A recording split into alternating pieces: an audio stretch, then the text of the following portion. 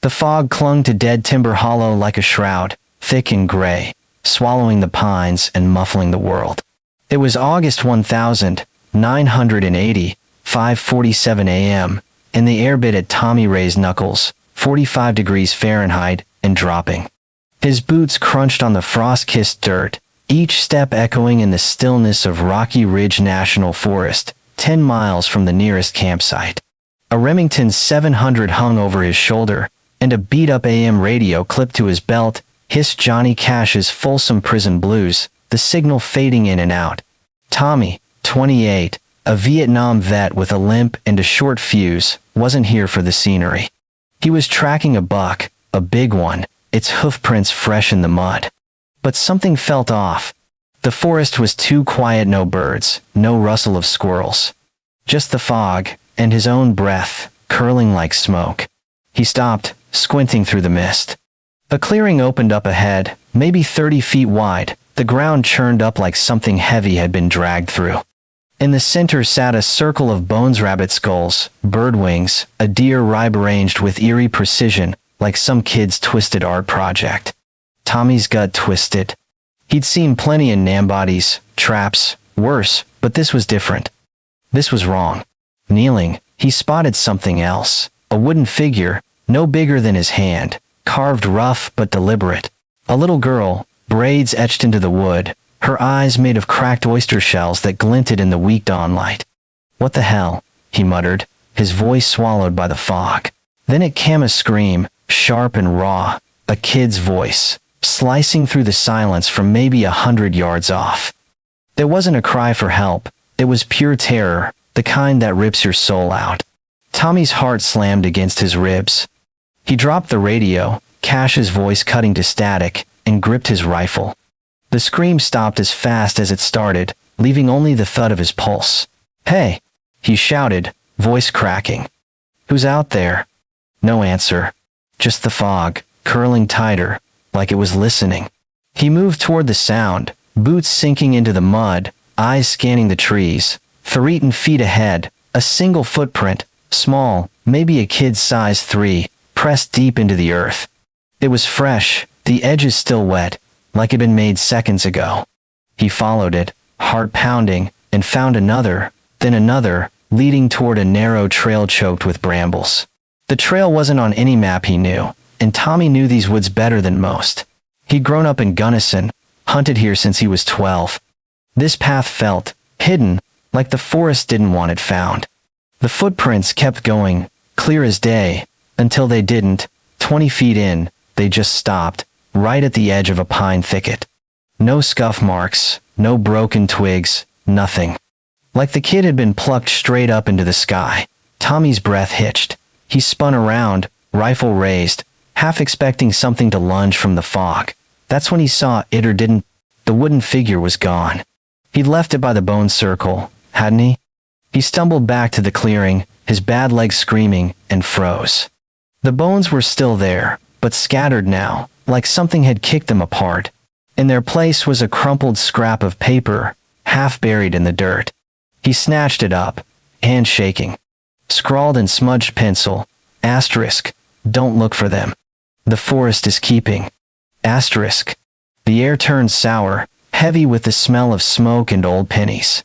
Tommy's skin crawled. He'd smelled that before, in Nam, right before an ambush. Screw this, he rasped, bolting for the trailhead where his '76 Ford pickup was parked, 2 miles back. The fog seemed to chase him, swirling around his ankles, and every snap of a twig made him swing his rifle. By the time he reached the truck, his shirt was soaked with sweat, and the paper was still clenched in his fist. Gunnison Sheriff Station was a squat brick building on Main Street, smelling of stale coffee and cigarette ash. It was 7:15 a.m. when Tommy burst through the door, his boots tracking mud across the linoleum. Sheriff Hank Wheeler, 52, grizzled and broad like an oak, looked up from his desk, a half-eaten donut in hand. "Tommy, what's got you looking like you seen a ghost?" he said, wiping sugar off his mustache. "It ain't a ghost, Hank," Tommy panted, slamming the paper on the desk. "I was up in Dead Timber Hollow, huntin'. Found this thing, bones all laid out, and a damn kid's footprint. Then I heard a scream, Hank, a kid screaming like the devil was after him. And this note, look at it. Hank's eyes narrowed. He picked up the paper, his jaw tightening as he read. You been drinking again, Tommy? 'Cause this sounds like one of your war stories. I ain't touched a drop since June, and you know it. Tommy snapped, his voice loud enough to make the deputy at the switchboard flinch.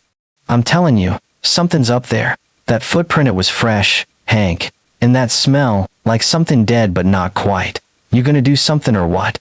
Hank leaned back, his chair creaking. He didn't say it, but Tommy's story hit a nerve. 19 months ago, in January 1979, Lily and Sky Landry, twin girls, 10 years old, vanished from a family campsite in Rocky Ridge. Hank had led the search himself, hundreds of volunteers, bloodhounds, even a National Guard chopper. They'd combed every trail, dragged every creek, knocked on every cabin door for miles. Nothing. Just one of Sky's Keds sneakers, caked in mud, found a half-mile from the site. The case had broken Hank, left him waking up at 3 a.m. with the girls' faces burned into his brain. The Landrys, Mark and Alicia, had left Denver after the media circus died down. But the town still whispered about it. Some said the girls drowned. Others said a drifter took them. A few, the crazy ones, said the forest swallowed them whole. All right, Hank said, standing. Show me. He grabbed his Stetson and a thermos of coffee, then nodded to the deputy. Call Sally Brooks. Tell her to meet us at the Hollow. She's been sniffing around that Landry case for months. Might as well have her poke her nose in this. Sally? Tommy groaned. That reporter gal? She'll turn this into a damn headline before we even get up there. Let her, Hank said. If there's something to find, she's got a nose for it. Now move. By 8:30 a.m., they were back at Dead Timber Hollow, the fog still thick enough to choke on. Hank's Chevy Blazer bounced over the rutted trail, Tommy in the passenger seat, clutching his rifle like a lifeline. Sally Brooks pulled up behind them in a dusty VW Beetle, her camera slung around her neck and a notebook tucked under her arm. At 35, Sally was sharp as a tack, with a smoker's rasp and a knack for asking questions that made people squirm. She'd been writing for the Gunnison Gazette since '75, chasing the Landry story like it was her white whale. Nice morning for a ghost hunt, Sally quipped, stepping out. Her bell-bottoms were already smeared with mud.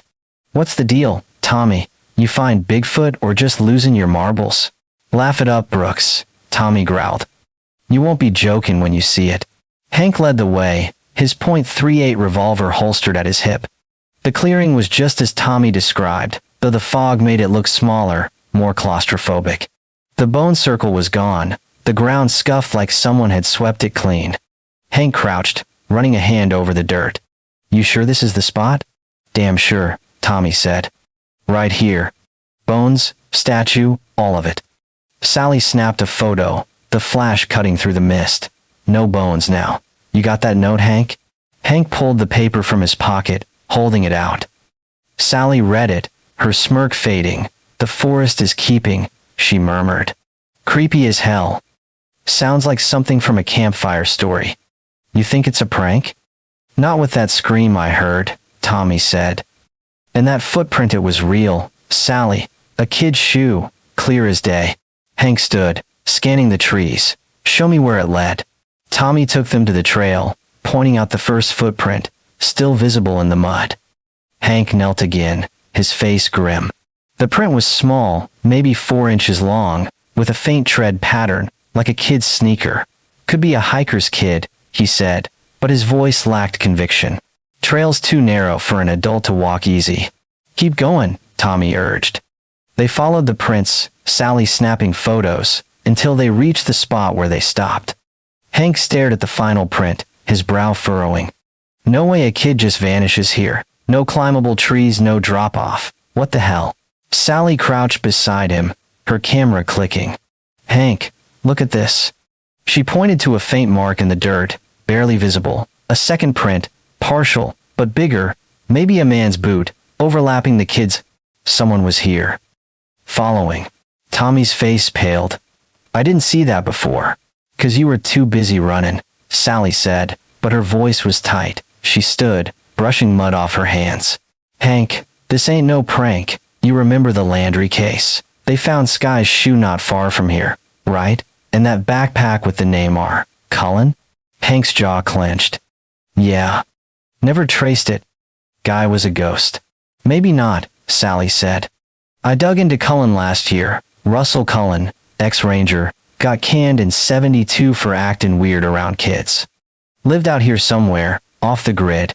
Folks said he went nuts, started talking about the forest like it was alive. You thinking he's still out here? Tommy asked, his voice low. I'm thinking we need to find that trail again, Hank said. If there's a kid up here, screaming like Tommy says, we ain't leaving till we know. They spread out, keeping within shouting distance, the fog pressing in like a living thing. Sally found the trail first, a narrow cut through the brambles, barely wide enough for a man. Over here, she called, her voice muffled. Hank and Tommy pushed through, thorns snagging their jackets. The trail twisted deeper into the hollow, the trees closing in, their branches clawing at the sky. Every few steps, they found another sign: a snapped twig, a smear of mud, a pebble kicked out of place. Someone had been through here, and recently. Hold up, Hank said, raising a hand. He pointed to a tree, its bark carved with crude, jagged lines. A symbol, maybe a circle with a slash through it, like a warped sun. Below it, scratched into the wood, was a single word: Beth. Beth? Tommy whispered. Who's Beth? Sally's face went white. Beth Holloway. Kid who went missing in '75, 11 years old, camping with her school group, vanished without a trace. They found a wooden doll near her tent, same as what you described, Tommy. Hank's hand went to his revolver. You're saying this is connected? I'm saying we're not alone out here, Sally said. She pulled her notebook, scribbling the symbol. Hank, we need to call in the state boys. This is bigger than. A twig snapped, loud, maybe 50 feet to their left. They froze. Tommy swung his rifle up, his bad leg trembling. That you, Hank? He called, voice shaking. Ain't me, Hank hissed. He drew his .38, eyes locked on the fog. Sally, stay close. Another snap, closer. Then a low, guttural hum, like a woman's voice, wordless, rising and falling. It wasn't a songe, it was a warning. The smell hit them again, smoke and rusted metal, thick enough to choke. Sally gagged, clutching her camera. Hank, what the hell is that? Quiet, Hank snapped. He stepped forward, gun steady, and parted the fog with his free hand. There, at the edge of the trail, stood a figure, tall, thin, draped in a tattered cloak that blended with the mist. Its head was bowed, hair long and matted, swaying like it was caught in a breeze that didn't exist. Hank's mouth went dry. Hey, you, don't move. The figure lifted its head, slow, deliberate. A face came into view, pale, gaunt, with eyes like black pits. Its lips curled into a crooked, knowing smile, teeth yellowed and sharp. You shouldn't be here, it said, voice low, female, cutting through the fog like a blade. Hank's finger tightened on the trigger. I said don't move. The figure laughed, a sound like breaking glass, and stepped back. The fog swallowed it whole, leaving only the echo of its voice. Tommy stumbled, his rifle clattering to the ground. Jesus, Hank, what was that? Hank didn't answer. He stared at the spot where the figure had been, his heart pounding. The forest was silent again, but the air felt heavier, like it was watching. Sally grabbed his arm, her nails digging in. Hank, we need to go, now. No, Hank said, his voice hard. We're finding that kid. Whatever's out here, it's not scaring me off. He turned to Tommy, who was still shaking. You with me? Tommy nodded, swallowing hard. Yeah, I'm in. Sally hesitated, then raised her camera. Then let's move. But Hank, that wasn't human. Hank didn't argue. He stepped into the fog, the trail stretching into darkness, and the forest closed in behind them. The fog and dead timber hollow didn't lift, it thickened, curling around the pines like ghostly fingers, blotting out the sun. It was 9:12 a.m., August 1000, 980, and the air hung heavy at 48 degrees Fahrenheit, damp enough to seep into Hank Wheeler's bones. His boots sank into the muddy trail, each step a fight against the sucking earth. Behind him, Tommy Ray clutched his Remington, his bad leg dragging, eyes darting like a spooked deer's. Sally Brooks brought up the rear, her camera thumping against her chest, her notebook already smudged with mud and sweat. The trail they followed, narrow, choked with brambles, felt alive, like it was watching them, waiting for a misstep. That figure in the fog, with its jagged smile and hollow eyes, had burned itself into Hank's brain. He didn't say it aloud, but he knew Sally was right. Whatever they'd seen wasn't human. Not entirely. Keep your eyes peeled, Hank growled, his .38 revolver steady in his grip. And Tommy, quit jumping at shadows. You're making me twitchy. Easy for you to say, Tommy muttered, his voice tight. You didn't hear that scream. That kid's out here, Hank, and that thing we saw? It's got something to do with it. Sally snorted, but her bravado was thin. Kid or no kid, we're in over our heads. That symbol on the tree, Beth? This ain't just some lost hiker. We're walking into a graveyard. Stow it, Brooks, Hank snapped. We're not turning back till we know what's going on. But his gut churned. The name, Beth Holloway, missing since '75, had dragged up memories of the Landry case. Lily and Sky, those twin girls, gone without a trace in '79. The wooden doll Tommy found, the bones, the note, asterisk. Don't look for them, the forest is keeping, asterisk. It all pointed to something bigger, something rotten deep in Rocky Ridge. Hank had failed those girls once. He wasn't failing again. The trail twisted deeper into the hollow, the trees closing in, their branches clawing at the sky like skeletal hands. Every few yards, they found signs: another snapped twig, a scuff in the dirt, a pebble kicked out of place. Someone had been here, moving fast. Hank stopped at a gnarled oak, its bark scarred with more carvings, circles, slashes, crude faces with empty eyes. Same as before, he said, tracing the marks with his finger. This ain't random. Someone's leaving a trail. Or a trap, Sally said, snapping a photo. The flash lit up the fog, making the trees look like ghosts. Hank, you ever think maybe the forest is keeping something? Folks in town talk about this place like it's cursed. Old miners, Indian stories, people vanishing since the gold rush days. Superstition, Hank said, but his voice lacked bite. He'd heard the stories, whispers of a woman in the woods, a shadow that sang lullabies and stole kids from their tents. He'd laughed them off in '79, called it small-town nonsense. Now, with that figure's smile still haunting him, he wasn't so sure. Tommy froze, his rifle half raised. You hear that? He whispered. A low hum drifted through the fog, faint but unmistakable, like a woman's voice, wordless and cold. It rose and fell, curling around them like smoke, the same hum they'd heard before the figure appeared. Hank's skin prickled. Stay sharp, he said, gripping his revolver tighter. Follow it.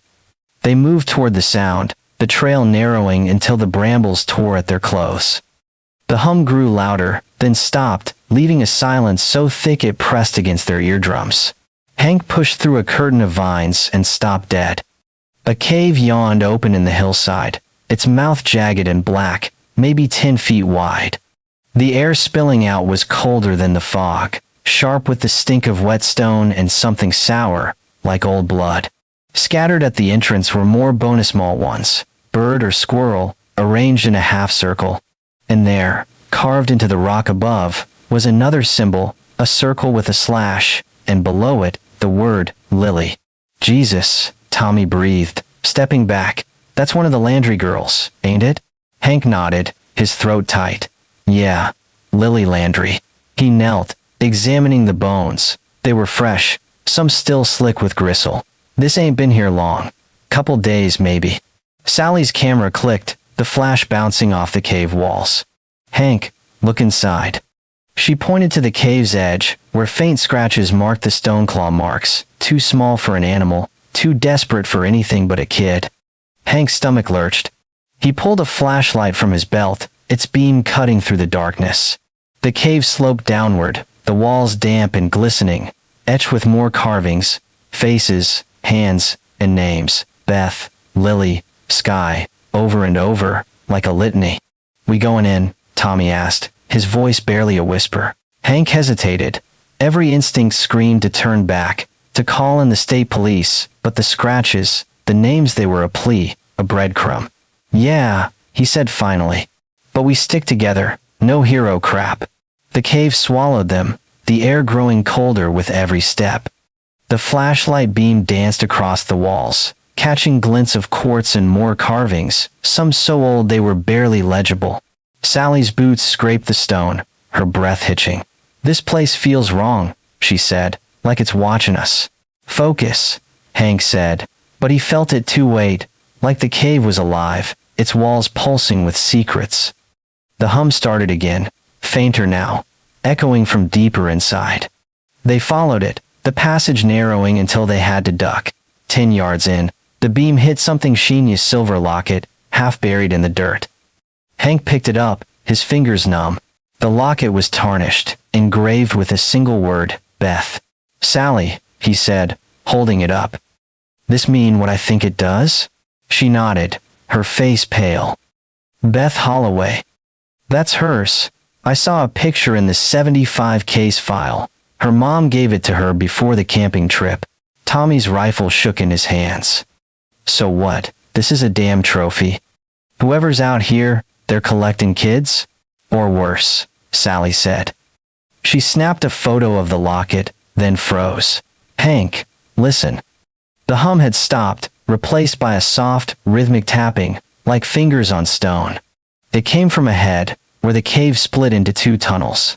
Hank swung the flashlight, the beam catching a flicker of movement in the left tunnel, something small, darting out of sight. "Hey," Hank shouted, his voice echoing. "Who's there?" No answer, just the tapping, faster now, like a heartbeat. He started toward the tunnel, but Sally grabbed his arm. "Hank, don't," she hissed. "We don't know what's down there." "We're finding out," he said, shaking her off. "Tommy, cover me." Tommy nodded, his face slick with sweat. "I got you, but I ain't liking this one bit." They crept into the left tunnel, the walls closing in, the air so cold it burned their lungs. The tapping grew louder, then stopped. Hank's beam swept the passage, landing on a small alcove carved into the rock. There, on a slab of stone, sat another wooden figure, identical to the one Tommy had found, braids, shell eyes, but this one was stained dark, like it had been dipped in blood. Beside it was a child's drawing, scratched into the wall with a sharp rock, 2 girls holding hands, and above them, a tall figure with no face, its arms outstretched. "Lily and Sky," Sally whispered, her voice breaking. "That's them, isn't it?" Hank didn't answer. His flashlight flickered, the beam stuttering. "Damn it," he muttered, smacking it against his palm. The light steadied, revealing something else, a pile of rags in the corner, moving slightly, like it was breathing. Hank stepped closer, his revolver raised. "Show yourself," he said, voice low. The rag shifted, and a small hand emerged, pale and trembling. A girl, maybe 10, crawled out, her hair matted with dirt, her clothes torn and stained. Her eyes were wide, sunken, like she hadn't seen daylight in months. "Don't hurt me," she whimpered, her voice barely audible. "Easy, kid," Hank said, lowering his gun. "We're not gonna hurt you. What's your name?" The girl blinked, tears cutting tracks through the grime on her face. "Maggie," she said. "Maggie Cole." Sally knelt beside her, voice soft. "Maggie, how'd you get here? Where's your family?" "They're gone," Maggie said, her voice flat. "She took me. The lady in the rocks. She said I was special." Hank's blood ran cold. "What lady? Where is she?" Maggie pointed deeper into the tunnel, her hand shaking. "Down there, she sings. She's always singing." Tommy backed up, his rifle clattering against the wall. "Hank, we gotta get this kid out of here, now." "Hold on," Sally said, pulling her notebook. "Maggie, did you see other kids? Girls named Lily or Sky?" Maggie nodded, her eyes darting to the drawing. "They were here, but they're gone now. The lady said the forest needed them." Hank's jaw tightened, Needed them for what? Maggie didn't answer. She curled into a ball, rocking back and forth. Sally touched her shoulder, but the girl flinched, a sob escaping her throat. She'll come back, Maggie whispered. She always comes back. The flashlight flickered again, and the hum returned, louder now, echoing through the tunnel like a chorus of ghosts. Hank spun, his beam catching another flicker of movement, something tall, cloaked, at the edge of the light. Stay here, he barked, starting toward it. Hank, don't, Sally shouted, but he was already moving, his boots pounding the stone. The figure vanished around a bend, and Hank followed, the hum growing deafening, vibrating in his chest. He rounded the corner and stopped dead. The tunnel opened into a chamber, its walls covered in carving, hundreds of names, faces, symbols, spiraling up to the ceiling. In the center stood a circle of stones, each one etched with a child's name. And there, on the ground, was a single kid sneaker, identical to the one they'd found in 79, Skies. Hank's breath caught. He stepped closer, his flashlight shaking. The hum stopped, and the air turned thick, heavy with that same smell, smoke and pennies. A shadow moved behind him, and he spun, his revolver up. Nothing, just the carvings, staring down like silent witnesses. Show yourself, he shouted, his voice echoing. A laugh answered, low and guttural, from somewhere deeper in the chamber. Hank's beam swept the walls, catching a glint of metal, a knife, embedded in the stone, its blade crusted with something dark. Beside it was a note, written in the same smudged pencil as Tommy's. You can't take them, they're mine. Asterisk. Hank! Sally's voice echoed from the tunnel, sharp with panic. Get back here. He started back, his heart pounding, but the flashlight died, plunging him into darkness. The hum started again, closer now, and footsteps light, like a child, circled him. Who's there? He roared, swinging his gun blindly. A hand brushed his arm, cold as ice, and he fired, the shot deafening in the confined space. The hum stopped, and the flashlight flickered back on, revealing nothing but the empty chamber. Hank stumbled back to the alcove, his ears ringing. Sally and Tommy were crouched over Maggie, who was sobbing, her hands over her ears. What the hell was that? Tommy demanded, his rifle trained on the tunnel. I don't know, Hank said, his voice hoarse. But we're getting this kid out, now. Sally nodded, helping Maggie to her feet. Hank, that shot, did you hit something? Nothing was there, he said, but his eyes flicked to the tunnel. Let's move. They started back, Maggie clinging to Sally's hand, the cave walls seeming to close in. The hum followed them, faint but persistent, like a predator stalking its prey. They reached the entrance, the fog outside thicker than ever, and Hank's radio crackled, spitting static. He grabbed it, hoping for a signal, but it wasn't status, it was a voice, low and sing-song, repeating a single phrase, the forest is keeping, asterisk. Tommy's face went gray. That's her, he whispered. The lady. Maggie whimpered, burying her face in Sally's jacket. Sally looked at Hank, her eyes wide. Hank, we need help. This ain't just a cave, it's a damn lair. Hank nodded, his hand on his revolver. We're going back to town. I'm calling the state boys, maybe the feds, but first, we get Maggie safe. They stepped into the fog, the cave's mouth looming behind them like a hungry maw. The trail was gone, swallowed by the mist, but Hank led the way, his flashlight cutting a weak path. They'd gone maybe 50 yards when Tommy stopped, his rifle raised. Hank, he hissed, look. There, in the mud, was a fresh footprint, small, a kid's size 3, identical to the one Tommy had found that morning. But this time, it wasn't alone. Beside it was another, larger, a man's boot, the tread deep and deliberate, and beyond that, barely visible in the fog, stood a figure tall, cloaked, its head tilted like it was listening. Its arm moved, slow and deliberate, pointing deeper into the forest. Hank's revolver snapped up. Don't move, he shouted. The figure didn't flinch. It stepped back, melting into the fog, but not before its face came into view, pale, eyeless, with a smile that stretched too wide. Maggie screamed, a sound that tore through the silence, and the fog seemed to pulse, alive and hungry. The fog in Dead Timber Hollow was a living thing, coiling around Hank Wheeler's boots, swallowing the trail like it wanted them lost. It was 10:23 a.m., August 1980, and the air clung damp and cold at 50 degrees Fahrenheit, heavy with the stench of pine rot and something fouler, like rusted iron. Hank's .38 revolver felt like an anchor in his hand, his knuckles white from gripping it. Maggie Cole, the girl they'd pulled from the cave, shivered against Sally Brooks's side, her tiny frame wrapped in Sally's denim jacket. Tommy Ray limped behind, his Remington rifle shaking, his eyes wild after seeing that thing, in the fog, that eyeless face, smiling like it knew their every move. The footprint they'd found, a kid's sneaker next to a man's boot, burned in Hank's mind. Someone was out here, stalking them, and it wasn't just the woman Maggie called the Lady in the Rocks. "Keep moving," Hank barked, his voice low but sharp. "Stay close, Tommy, eyes on our six." "Got it," Tommy rasped, glancing over his shoulder. "But Hank, that thing, it pointed at us. It wanted us to follow." "Shut it," Hank snapped. "We're getting Maggie to the truck, then back to town. No detours." But his gut screamed otherwise. The cave, the carvings, the locket, with Beth etched on it, they weren't random. They tied back to Lily and Sky Landry, the twin girls who vanished in '79, and Beth Holloway, gone since '75, and that name, R. Cullen, from the backpack found near the Landry campsite, was no coincidence. Hank had failed those girls once, let the case go cold.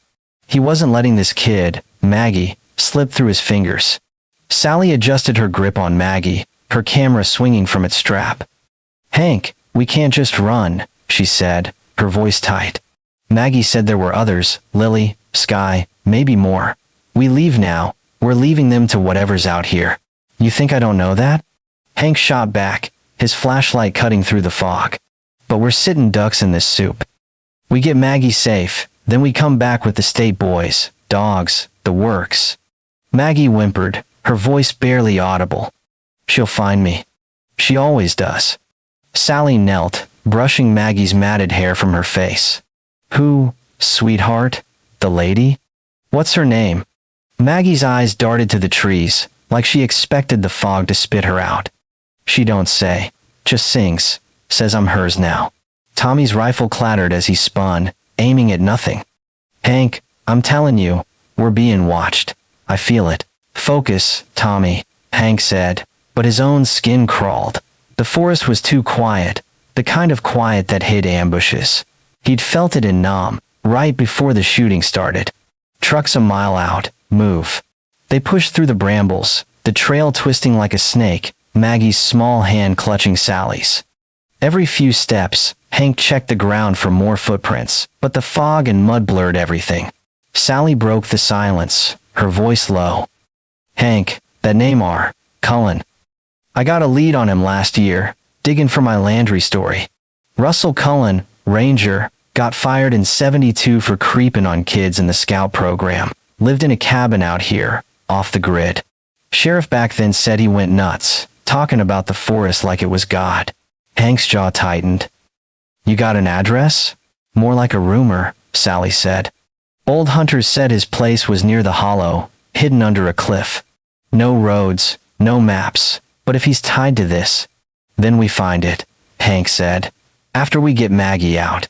The trail widened, and the fog thinned just enough to show a rusted barbed wire fence, half collapsed, marking the edge of an old homestead. Beyond it, barely visible, was a pile of rotted timber. What was left of a cabin. Hank stopped, his flashlight sweeping the ruins. "This it?" Sally nodded, pulling her notebook. "Matches what I heard. Cullen's place." Tommy's voice cracked. "We're going in there. After what we saw." "We're checking it," Hank said. "If Cullen's out here, this is where we start." He glanced at Maggie, who was staring at the ruins, her eyes wide. "You ever see this place, kid?" Maggie shook her head, but her fingers tightened on Sally's hand. "She don't like houses, says they trap you." Hank didn't like it either, but they were too deep to turn back. The cabin was a wreck, board splintered, roof caved in, windows long gone. The air smelled of mildew and something sharper, like old blood. Hank stepped through what was left of the door, his boots crunching glass. Inside, the floor sagged, littered with rusted cans, a broken chair, and a mattress crawling with mold. Sally followed, her camera clicking, while Tommy stayed at the door, rifle up, guarding Maggie. "Look at this," Sally said, pointing to a wall. Scratched into the wood were more symbol circles, slashes, and names. Beth, Lily, Sky, Maggie. Below them, in jagged letters, "The forest chooses, asterisk." Hank's stomach churned. "Cullen's work?" "Maybe," Sally said, snapping a photo. "But it's fresh. See the splinters? Someone's been here. Recent." Tommy's voice cut through, sharp. "Hank. Over here." He was at the back of the cabin, pointing to a trapdoor in the floor, half hidden under a pile of debris. Hank shoved the junk aside, revealing a rusted iron ring. He yanked it open, the hinges screaming, and a wave of cold air hit them, thick with the smell of earth and decay. A ladder led down into darkness. "Jesus," Tommy muttered. "We ain't going down there, are we?" "We are," Hank said, pulling his flashlight. "Sally, stay with Maggie." "Tommy, with me." Sally grabbed his arm. "Hank, this is crazy. You don't know what's down there." "Then keep your camera ready," Hank said, starting down. Tommy followed, his bad leg making the ladder creak. The beam of Hank's flashlight barely dented the dark, revealing a dirt floor and stone walls, slick with moisture. The air was heavy, like breathing through a wet rag.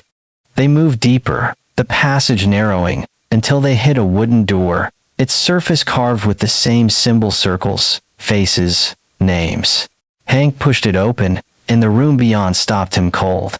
Shelves lined the walls, crammed with wooden figures, dozens, maybe hundreds, all girls, all with braided hair and shell eyes. Some were broken, limbs snapped, faces smashed. On a table sat a stack of notebooks, their pages yellowed, and a pile of Polaroids, curled with age. Hank grabbed one, his hand shaking. It showed two girls, identical, sitting on a dirt floor, their faces blank. Lily and Sky Landry, looking just as they had in '79, like time hadn't touched them. "God damn," Tommy whispered, picking up a notebook. "Hank, look at this." He flipped it open, revealing pages of scrawled handwriting, frantic and looping. "She speaks through the trees. She chooses them, the pure ones. I'm her servant, her guide. The forest is eternal." Asterisk. Another page. Beth was first, Lily and Sky are next. "The lady in the rocks demands them." Asterisk. Hank's blood ran cold. "Cullen," he said. "This is his." Tommy turned a page, and his face went gray. "Hank, it mentions her. The lady." He read aloud, his voice shaking. Asterisk. "She's not human. She's the forest. I do what she says, or she takes me to." Asterisk. A thud echoed from above, followed by Sally's shout. "Hank, get up here." They scrambled up the ladder, Hank's heart pounding. Sally was at the trapdoor, Maggie clutched to her side, her camera raised. "Something moved out there," she hissed. "In the fog."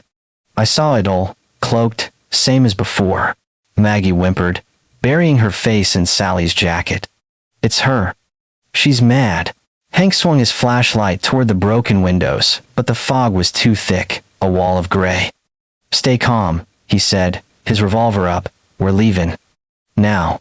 They grabbed Maggie and started for the door, but Tommy stopped, pointing to the floor. "Hank, look." A fresh footprint, a kid's sneaker, was pressed into the dust, leading into the cabin, not out. It hadn't been there when they arrived. "Impossible," Sally whispered. "We were right here." Maggie's voice was a sob. "She brings them, the other kids. They're hers." Hank's beam swept the room, catching a glint under the mattress. He knelt, pulling out a small metal box, rusted but intact. Inside were more Polaroid skids he didn't recognize, their eyes hollow, their hands folded like they were praying. One photo showed a man, tall and thin, with a scraggly beard and wild eyes. Russell Cullen, no doubt. But his face was scratched out, like someone had clawed at it with a knife.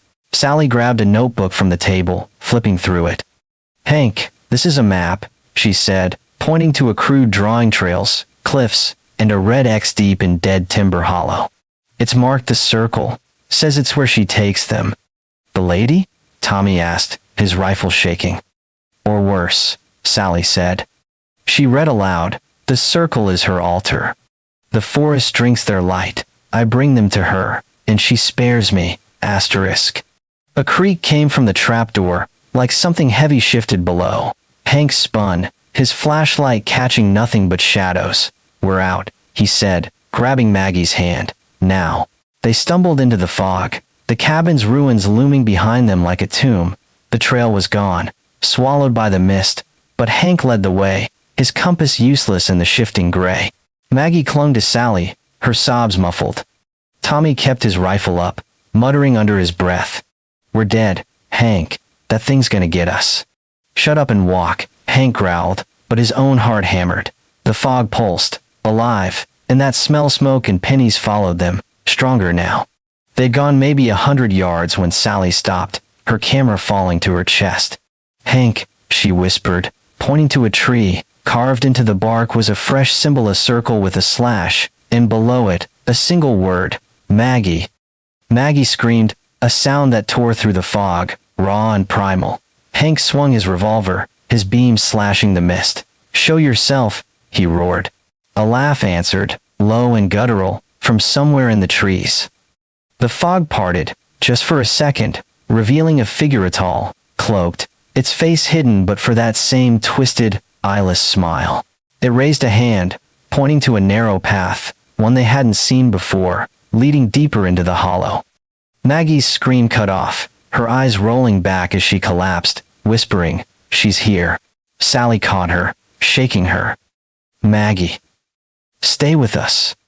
Hank's flashlight flickered, the beam stuttering. "Tommy, grab her." He shouted, but Tommy was frozen, staring at the figure. The laugh grew louder, echoing like a chorus, and the fog closed in, swallowing the path. Hank fired into the mist, the shot deafening, but the figure was gone. In its place, a single wooden figure lay in the mud, its shell eyes glinting, its braids stained with fresh blood. The fog in Dead Timber Hollow pulsed like a heartbeat, thick and suffocating, wrapping Rocky Ridge National Forest in a gray shroud. It was 11:47 a.m., August 1980, and the air hung at a clammy 52 degrees Fahrenheit, heavy with the reek of wet earth and that sharp, metallic tang smoke and old pennies that clung to Hank Wheeler's throat. His .38 revolver trembled in his grip, the barrel still warm from the shot he'd fired into the mist. Maggie Cole, the frail girl they'd pulled from the cave, lay limp in Sally Brooks's arms, her pale face slack after collapsing with a scream that still echoed in Hank's skull. Tommy Ray stood frozen, his Remington rifle aimed at the spot where that thing, that cloaked, eyeless figure with its twisted smile had vanished into the fog. The wooden figure it left behind, its shell eyes glinting and braids stained with fresh blood, sat in the mud like a taunt. The path it had pointed to, narrow and choked with thorns, snaked deeper into the hollow, daring them to follow. "Tommy, snap out of it," Hank barked, his voice cutting through the fog. "We're moving. Help Sally with the kid." Tommy blinked, his bad leg shaking. "Hank, you saw it. That ain't no person. We gotta get out of here." "We're not leaving without answers," Hank growled, holstering his revolver to grab the bloodied figure. It was heavier than it looked, the wood slick and cold, like it had been pulled from a river. He shoved it into his jacket, his skin crawling. "Maggie said there's others, Lily, Sky, maybe more. You want to live with that on your conscience?" Tommy's face twisted, but he slung his rifle and scooped Maggie from Sally's arms. "Fine, but if that thing comes back, I'm shooting first." Sally stood, her camera dangling, her notebook clutched like a shield. "Hank, that path, it's the one from Cullen's map, the one marked the circle. Whatever's out there, it's leading us right to it." "Then we go," Hank said, his flashlight beam slicing the fog. "But we stay tight, no one splits up." Maggie stirred, her voice a whisper. "She's watching. She knows you're here." Hank's gut twisted. "Who, kid? The lady?" Maggie nodded, her eyes glassy. She lives in the rocks, she sings, and the forest listens. Sally's hand tightened on her notebook. Hank, we need to talk to someone who knows this place, someone who's seen her before. Like who? Tommy snapped, shifting Maggie's weight. Ain't nobody dumb enough to come out here except us. Martha Klein, Sally said. Old nurse in Gunnison. She worked the clinic in the 60s, patched up hikers, rangers, anyone who got lost in Rocky Ridge. I interviewed her for my Landry story. She mentioned a woman Len Oliven in the woods, back when Cullen was still a ranger. Hank's jaw clenched. You think she's real? This lady in the rocks? I think we're past doubting, Sally said, glancing at the path. But we can't drag Maggie through that. We need to get her to the truck, call Martha, then come back. Hank hesitated. The truck was a mile away, maybe more, and the fog made every step a gamble. But Maggie's breathing was shallow, her skin clammy. All right, he said. Truck first, then we hunt. They turned back, retracing their steps, but the trail felt different, narrower, the trees closer, like the forest was squeezing them. The fog swirled, hiding the ground, and Hank's compass spun uselessly, the needle jerking like it was drunk. Tommy muttered under his breath, Maggie's head lolling against his shoulder. Sally kept her flashlight on the path, her voice low. Hank, that map in Cullen's cabinet marked other spots, not just the circle. Old mines, caves, places no one's been since the gold rush. If Lena's real, she's using them to hide. Hide what? Hank asked, his beam catching a fresh scratch on a tree's circle with a slash, still oozing sap. Kids, Sally said. Maggie said there were others. Cullen's notebooks mentioned the Chosen, sounded like a cult, or something worse. Maggie's voice cut in, faint but clear. She feeds us. Roots, berries, sometimes cans. Says the forest gives her what we need. Tommy's eyes widened. Cans? Like food? Where's she getting that? Old campsites, maybe, Sally said. Or, she trailed off, her beam landing on a rusted tin can, half buried in the mud. There was a Campbell's soup can, the label faded but intact, dated 1978. This ain't been here long. Hank knelt, his fingers brushing the can. Someone's been stocking up, Cullen? Or Lena, Sally said. Maggie, did the lady ever talk about a man? Someone named Russell? Maggie shook her head, her voice trembling. She don't talk much, just sings, but there was a man once. He brought us blankets, smelled like smoke. Hank's blood ran cold. Like smoke and pennies? Maggie nodded, curling tighter against Tommy. Hank exchanged a look with Sally. Cullen's still out here, he said, or someone working with her.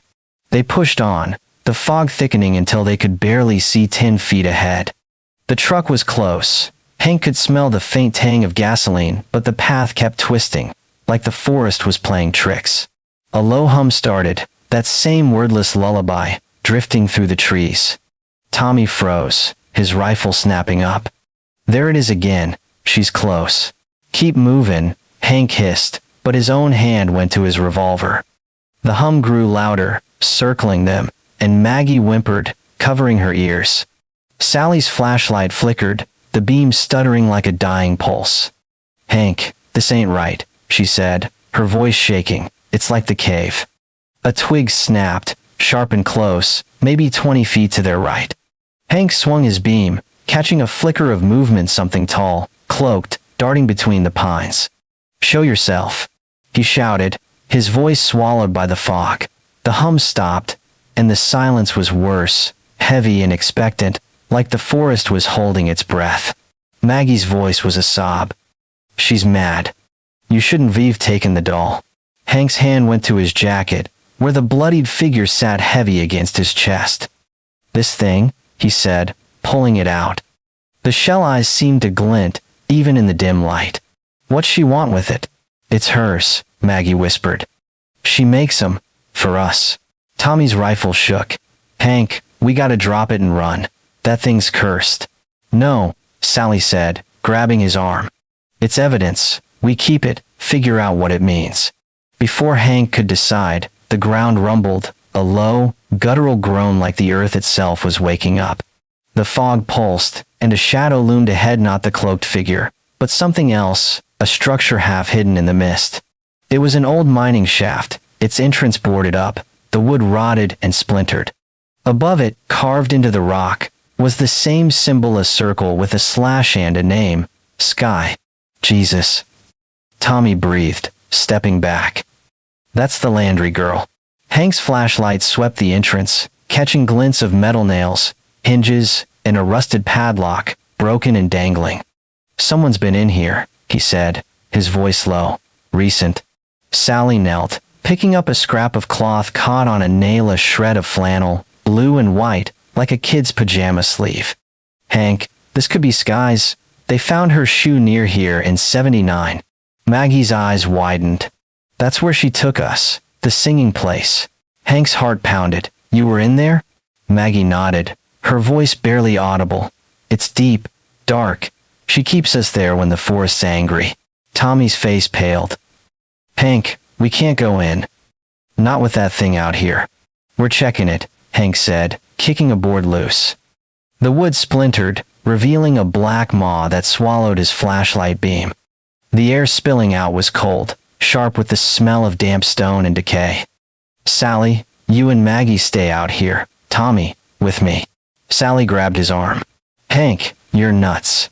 We need backup. No time, Hank said, pulling free. If Sky's in there, or Lily, we're not waiting. Tommy hesitated, then nodded, his rifle steadying. All right. But if I see that lady, I'm shooting. They stepped into the shaft, the darkness closing in like a fist. The floor sloped downward, slick with mud, the walls jagged and wet. Hank's beam caught more carvings, names, faces, in that damn circle, over and over. The air grew colder, the smell of decay stronger, until they reached a wooden door, its surface scarred with scratches, like someone had clawed at it. Hank pushed it open, and the room beyond stopped him dead. It was a chamber, maybe 20 feet wide, its walls covered in shelvish hundreds of tin cans, blankets, and jars of dried roots, stacked like a survivalist bunker.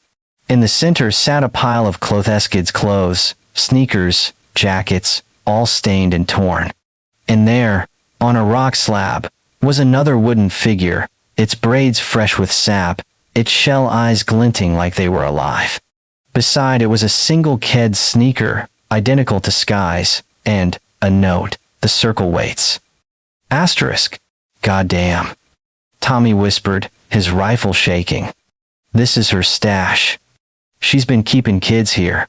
Hank grabbed the note, his hands trembling. The handwriting was different from Cullen's, neater, more deliberate. Not just Cullen, he said. Lena, Maggie's lady.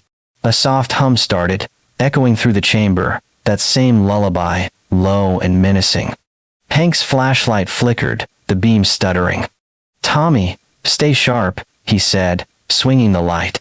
The hum grew louder, and a shadow moved at the edge of the chamber, tall, cloaked, its head tilted like it was listening. Hank raised his revolver. Don't move. The figure stepped into the light, and Hank's breath caught. It was a woman, maybe 50, gaunt and pale, her hair silver and tangled, her eyes burning with a feverish glow. She wore a tattered cloak, patched with leaves and mud, and her hands were stained with dirt, clutching a small, carved figure. You shouldn't be here, she said, her voice low, melodic, like the hum. The forest doesn't want you. Hank's finger tightened on the trigger. Lena, right? Where's Sky, Lily? What'd you do with them? The woman Lena smiled, her teeth yellowed and sharp. They're safe. The forest chose them. It chooses all my children. Tommy's rifle snapped up. You're crazy. You're stealing kids, keeping them in this hole. Lena's smile didn't waver.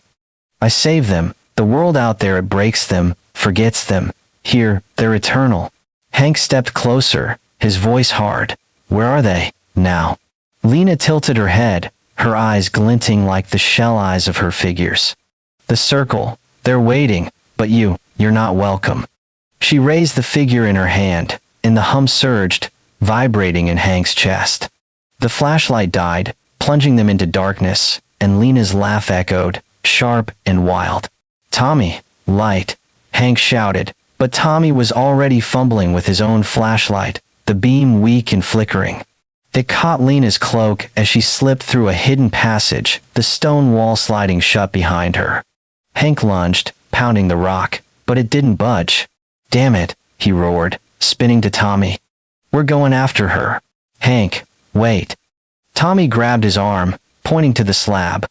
The wooden figure was gone, but in its place was a fresh carving in the stone, Maggie. And there, in the dirt, was a single footprinted kid's sneaker, leading to the hidden passage. Hank's blood ran cold. "She's still here," he said, his voice low, "and she's got Maggie." From outside, Sally's scream tore through the fog, raw and desperate. "Hank, Tommy, she's gone. Maggie's gone." Hank bolted for the entrance, Tommy on his heels, the hum following them like a predator. They burst into the fog, finding Sally on her knees, her camera shattered in the mud. "She was right here," Sally sobbed, her hand shaking. "I turned for 1 second, and she was gone. That thing, that woman, she took her." Hank's flashlight swept the fog, catching a flicker of movement to a small figure, running into the trees, and behind it, the tall, cloaked shape of Lena, her silver hair trailing like smoke. Maggie's scream echoed, faint but piercing, and the fog seemed to pulse, alive and hungry, swallowing her voice. The fog in Dead Timber Hollow was a choking beast, swallowing the pines and muffling Maggie Cole's fading scream into a ghostly whimper. It was 3:22 p.m., the 8th of August, 1980, and the air clung to Hank Wheeler's skin, a damp, icy 50 degrees Fahrenheit laced with the stench of rotting leaves and that cursed metallic tang smoke and old pennies that burned in his nostrils. His .38 revolver felt slick in his sweaty grip, his flashlight beam slicing through the mist but revealing nothing but shadows. Sally Brooks stood beside him, her shattered camera dangling uselessly, her neck bruised where she'd clawed at it in panic. "Maggie's gone," she kept saying, her voice raw, like the words were tearing her apart. Tommy Ray, his bad leg trembling, hollered his rifle, eyes wide and wild, staring at the spot where Maggie, a girl they'd sworn to save, had vanished into the fog, snatched by Lena, the gaunt, silver-haired woman who called herself the mother of the forest children. The glimpse of Maggie's tiny figure running, trailed by Lena's cloaked silhouette, haunted Hank, her scream still ringing in his skull like a warning bell. "Sally, get a grip," Hank barked, his voice cracking like dry timber. "Which way did they go?" Sally pointed into the fog, her hand shaking. "That way, toward the ridge. I saw him for a second. Maggie was running, and that thing was right behind her." "Lena," Hank growled, the name bitter on his tongue. "The woman in the rocks, the one Maggie feared, who'd kept her, and maybe Lily and Sky Landry in that mine shaft, feeding them roots and stolen cans, carving those damned wooden dolls with shell eyes. She's taken her somewhere. The circle, like the map said." Tommy's rifle shook as he spun, scanning the trees. "Hank, we can't chase her. She's got Maggie, sure, but that don't mean we walk into her trap. You saw her, those eyes, that smile. She ain't human." "Human or not, she's got a kid," Hank snapped, shoving his flashlight into his belt. "We're going after her. You want to stay, fine, but I'm done leaving kids to rot in this forest." Sally grabbed his arm, her nails digging in. "Hank, wait. We're outgunned, outnumbered. We don't even know where this circle is. We need backup, the state boys. Hell, the National Guard." "No time," Hank said, shaking her off. "Maggie's out there now. Every second we wait, Lena's getting further. You coming or not?" Sally's face hardened, and she nodded, pulling her notebook from her jacket. "I'm in. But we're not blundering blind. That map in Cullen's cabinet marked the circle, deep in the hollow, past the old mines. We follow the ridge, we might find it." Tommy groaned, his bad leg buckling. "Y'all are crazy. But I ain't staying here alone. Let's move." They plunged into the fog, the ridge trail barely visible, a jagged scar of dirt and rock winding up the hillside. The forest pressed in, pines looming like silent giants, their branches clawing at the sky. Every step felt wrong, the ground slick with mud, the air thick with that metallic stink.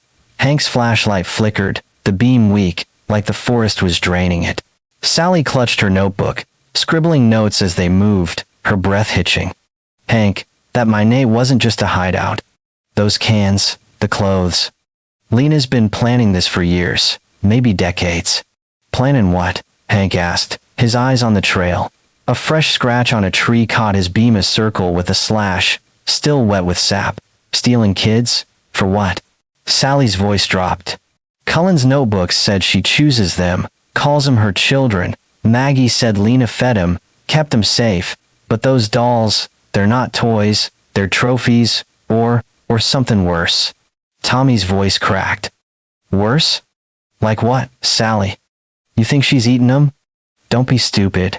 Sally snapped, but her eyes flicked to the fog. It's a ritual. Cullen wrote about the forest drinking their light. Sounds like some kind of sacrifice. Hank's stomach churned. Sacrifice? To what? The forest. Maggie's voice echoed in his head, faint but clear. She says the forest listens. He shook it off, focusing on the trail. The ridge steepened, the fog thinning just enough to show a rocky outcrop ahead, its edges sharp, like broken teeth. A faint hum drifted through the air, that lullaby, wordless and cold, curling around them like smoke. Hank's skin prickled. She's close, he whispered, raising his revolver. Tommy froze, his rifle up. Hank, you hear that? Footsteps. Hank strained his ears, catching a soft crunch, like boots on gravel, maybe 50 feet ahead. He swung his beam, but the fog swallowed it. Stay tight, he said, moving forward. The hum grew louder, and the footsteps stopped, replaced by a child's sob, faint but unmistakable. Maggie? Hank called, his voice echoing off the rocks. No answer, just the sob, softer now, like it was fading. Sally grabbed his sleeve. Hank, it's a trap. She's baiting us. Maybe, Hank said, his jaw tight. But we're not leaving her. He pushed through the fog, the outcrop looming closer, its base littered with bonus mall, bleached, arranged in patterns that made his gut twist. A wooden doll sat among them, its braids fresh, its shell eyes glinting. Another one, he muttered, kicking it aside. The trail ended at a cliff face, a sheer wall of rock pocked with cracks and vines. At its base was another mine shaft, smaller than the last, its entrance half collapsed, boards splintered like something had clawed through. Above it, carved deep into the stone, was a name, Lily. Hank's heart sank. Another one of the Landry girls, he said, his voice low. Sally knelt, picking up a rusted can Spam, dated 1979. She's been here, she said, her voice shaking. This is fresh. Tommy's rifle shook. Hank, we can't go in. Not again. That last mine, she was waiting for us. We don't have a choice, Hank said, prying a board loose. The shaft yawned open, a black maw that reeked of damp stone and decay. His flashlight beam barely dented the dark, revealing a tunnel sloping downward, its walls scarred with scratches small, desperate, like a kid's nails. Maggie's in there, maybe Lily and Sky too. Sally pulled her notebook, flipping to the map from Cullen's cabin. This matches, she said, tracing the red X. The circle's close, maybe a quarter mile in, but Hank, Lena's expecting us. Then we don't disappoint, Hank said, stepping inside. Tommy followed, muttering curses, his bad leg dragging. Sally brought up the rear, her flashlight flickering like it was scared. The tunnel narrowed, the walls pressing in, the air so cold it burned their lungs. Carvings covered the stone names, faces, circles with slashes, and one word, repeated, Lena. The hum started again, louder now, echoing like a chorus. Hank's beam caught a glint ahead, a pile of clothes, kids' clothes, sneakers, jackets, all stained with mud and blood. Beside them was a tin box, rusted but intact. Hank knelt, prying it open. Inside were Polaroids, dozens of them, curled and faded. Kids, their faces blank, their hands folded like they were praying. One showed Lily and Sky, their eyes hollow, sitting in a stone room. Another showed Maggie, her hair matted, staring at the camera like she was already gone. Jesus, Tommy whispered, grabbing a photo. Hank, look at this. It was Lena, younger, maybe 30, standing with a mantle, thin, with a scraggly beard. His face was scratched out, but the build matched Cullen's description. They were together, Tommy said, his voice shaking. Sally snatched a photo, her face paling. Hank, this ain't just a hideout, it's a shrine. She pointed to the wall, where a crude altar stood, stones stacked in a circle, topped with a wooden doll, its braid stained with blood. Around it were more names, carved deep. Beth, Lily, Sky, Maggie, and others Hank didn't know. A note, written in neat, looping script, lay at the base. The circle is her altar. The forest drinks. Hank's blood ran cold. Lena's doing this, he said. Not Cullen. She's the one calling the shots. A scream echoed from deeper in the tunnel. Maggie's, raw and terrified. Hank bolted, his boots pounding the stone, Tommy and Sally on his heels. The hum surged, vibrating in their chests, and the tunnel opened into a massive chamber, its ceiling lost in shadow. In the center stood a circle of stones, each one etched with a child's name, their edges slick with something dark blood, maybe. And there, in the middle, were two girls, maybe 10, frail and pale, their clothes torn, clutching each other. They weren't Maggie. Who are you? Hank shouted, his revolver up. Where's Maggie? The girls looked up, their eyes wide but empty, like dolls themselves. We're hers, one whispered, her voice flat. Mother Stone keeps us. Mother Stone? Sally asked, stepping closer. You mean Lena? The girls nodded, their hands tightening. She saved us. The world forgets, but she remembers. Tommy's rifle shook. Hank, this is bad. Where's Maggie? Where's that crazy lady? A laugh answered, low and melodic, from the shadows. Lena stepped into the light, her silver hair glinting, her cloak patched with leaves and mud. Her eyes burned, feverish and wild, and in her hand was a knife, its blade crusted with blood. Maggie hung limp in her other arm, her eyes half open, a fresh bruise blooming on her cheek. You're late, Lena said, her voice like the hum, cold and sharp. The forest is waiting. Hank's revolver snapped up. Let her go, Lena. Now. Lena smiled, her teeth yellowed and sharp. You don't understand, Sheriff. These children are mine. The forest chose them. Beth, Lily, Sky, Maggie. They're pure, untouched by your world's filth. I keep them safe. Safe? Sally shouted, her voice breaking. You're starving them, locking them in caves. You're a monster. Lena's smile didn't waver. A monster? Number, I'm a mother. The forest took my own child, years ago. Now it gives me new ones, and I protect them. The circle binds them to it, forever. Hank stepped closer, his finger on the trigger. Where's Lily and Sky? What'd you do with them? They're here, Lena said, her eyes glinting. In the circle, their light feeds the forest, as Maggie's will. Tommy's rifle roared, the shot grazing Lena's arm, but she didn't flinch. Blood trickled down her cloak, and she laughed, wild and unhinged. You can't stop it, she said, raising the knife. The forest is eternal. The ground rumbled, a deep, guttural groan that shook the chamber. The stones in the circle pulsed, their carvings glowing faintly, like they were alive. Hank's flashlight died, plunging them into darkness, and Lena's hum surged, deafening, vibrating in their bones. Sally screamed, and Tommy fired again, the muzzle flash lighting up Lena's face. Her eyes gone, just black pits, her smile stretching too wide. Grab Maggie. Hank roared, lunging through the dark. His hands found Lena's cloak, but it slipped through his fingers, cold and slick like water. A stone shifted under his feet, and the floor gave way, a trapdoor yawning open. Hank fell, the air rushing past, and landed hard on stone, his revolver clattering away. Above, Sally's scream cut off, and Tommy's rifle fired once, then silence. Hank groaned, his ribs screaming, his flashlight gone. He fumbled in the dark, finding a wall cold, wet, carved with names. A faint glow pulsed from deeper in the chamber, and he crawled toward it, his breath ragged. The glow came from a single stone, etched with a circle and a slash, and there, sitting on it, was a wooden doll, its braids fresh, its shell eyes staring. Beside it was a Polaroid, curling at the edges, showing Maggie, her face blank, and behind her, two other girls, Lily and Sky, their eyes glowing like Lena's. A child's voice whispered, close and cold, "You shouldn't have come." Hank spun, his heart pounding, but the chamber was empty. The glow pulsed, and the doll's eyes seemed to move, glinting like they saw him.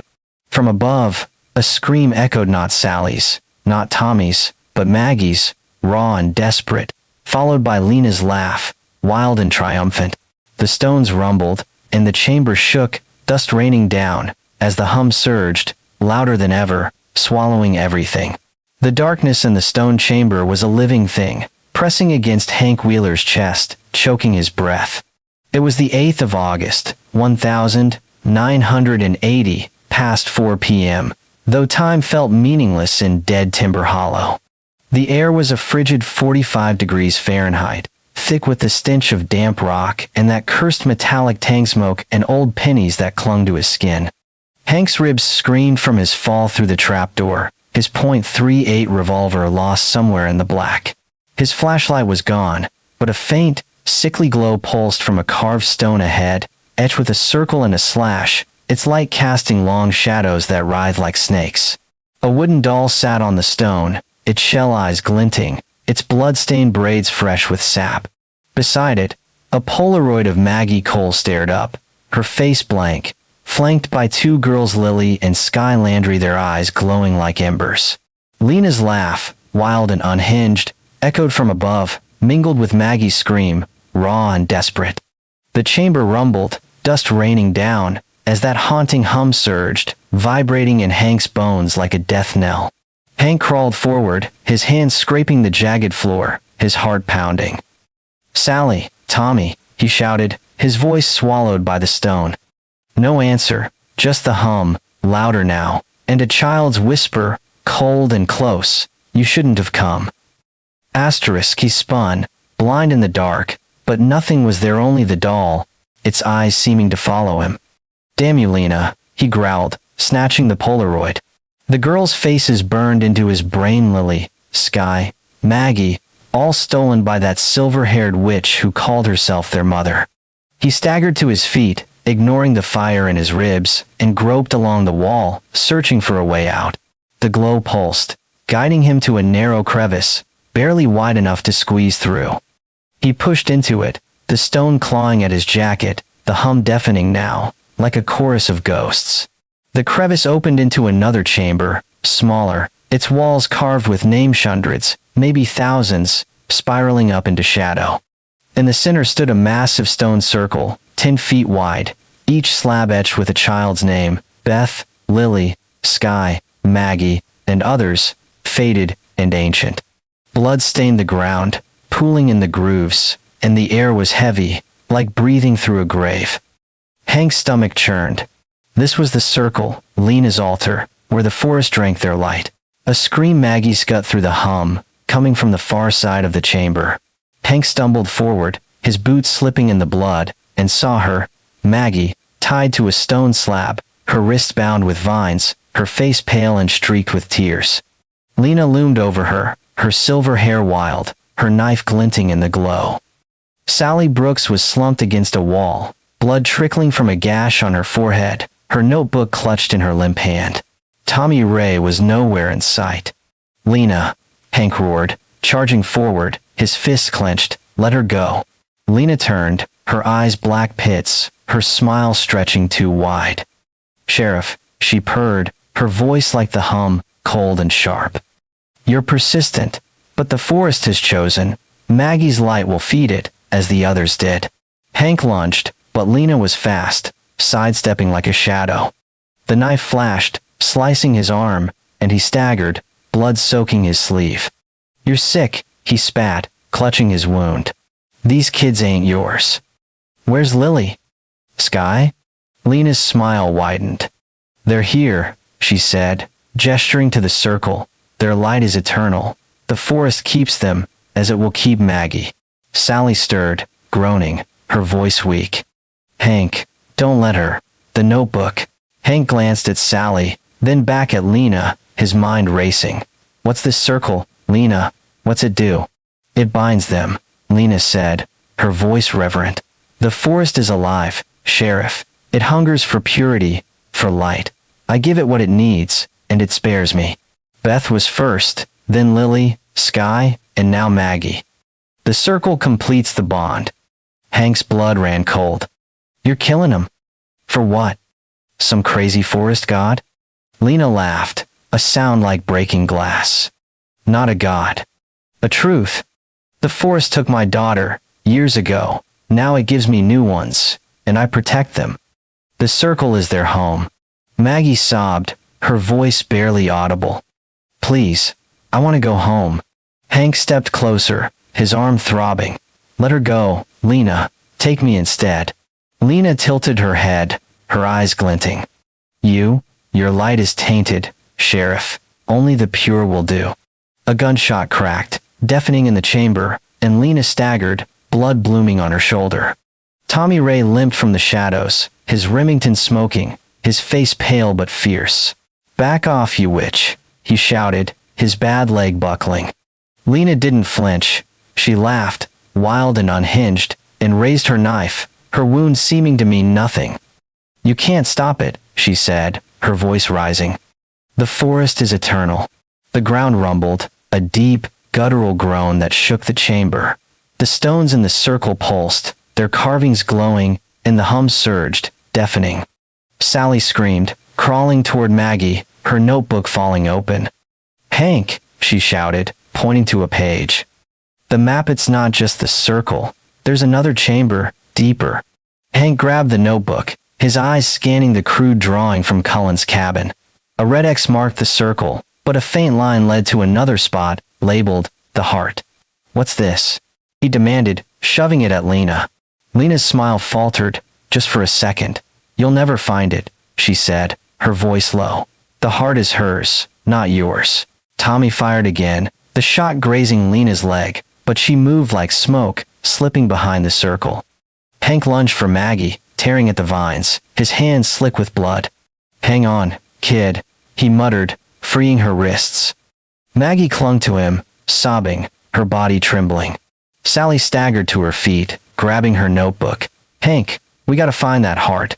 It's where she's keeping him, Lily, Sky, all of them. Lena's laugh echoed, coming from everywhere and nowhere. You're too late, she said, her voice a hiss. The heart is sealed, the forest has them. The chamber shook again, rocks falling from the ceiling, and the glow from the circle surged, blinding. Hank shielded Maggie, his eyes burning, and saw two figures step from the shadows. Girls, maybe 12, their faces pale, their eyes glowing like Lena's.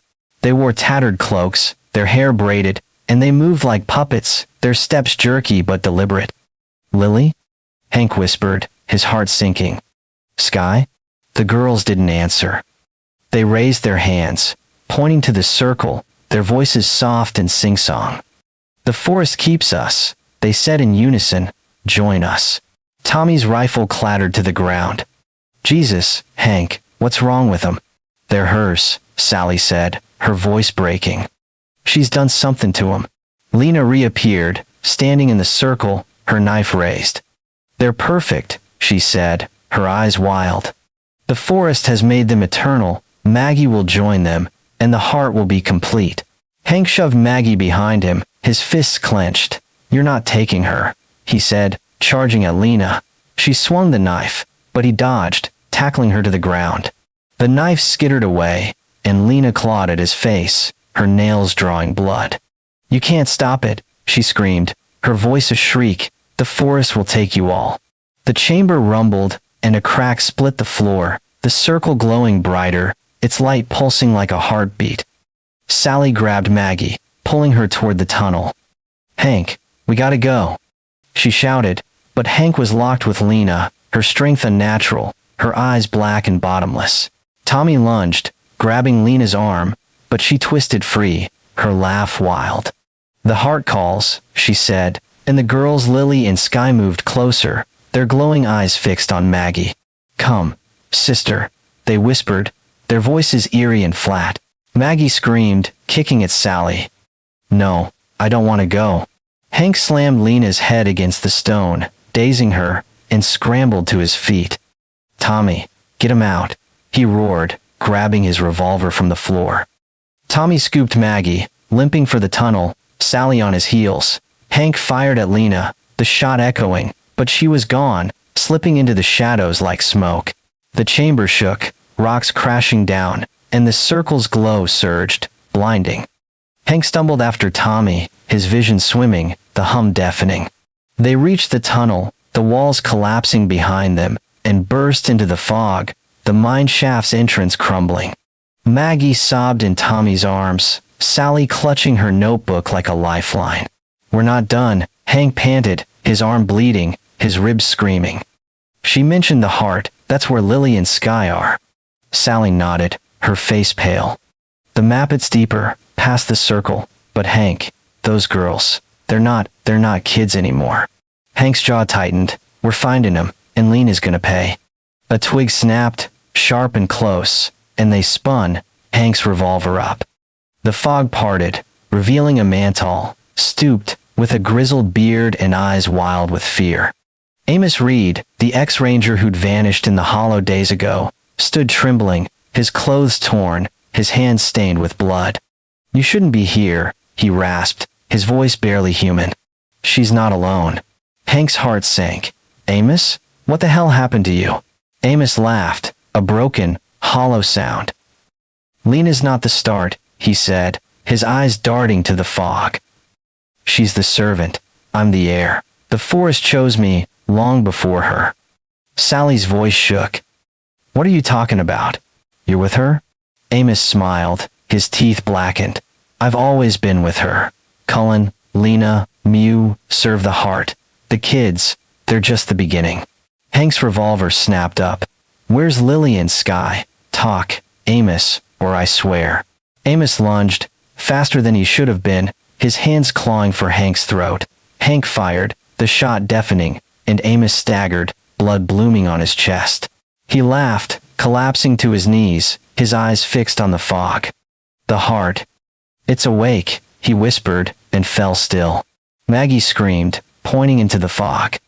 There, at the edge of the ridge, stood Lena, flanked by Lily and Sky, their glowing eyes locked on Hank. The fog pulsed, alive, and a deep, guttural roar rose from the earth, shaking the trees. Lena raised her knife, her voice a hiss. The heart is complete, she said, and the girls stepped forward, their cloaks trailing like smoke. Hank fired, but the fog swallowed the shot, and Lena vanished, the girls with her. The roar surged, and a blinding light erupted from the ridge, like a wound in the world. Hank shielded his eyes, Maggie's scream fading into the hum, and when the light died, the ridge was empty, save for a single wooden doll, massive, carved with Lena's face, her arms wrapped around two smaller figures, Lily and Sky. Sally grabbed Hank's arm, her voice a sob. They're gone. They're all gone. Hank stared at the doll, his heart pounding, the forest silent now, the fog thinning like it was satisfied. Not yet, he said, his voice hard. We're finding the heart, whatever it takes. The trees rustled, and a faint hum drifted through the air, soft and mocking, as the hollow closed in, its secrets buried deep, waiting for the next to be chosen.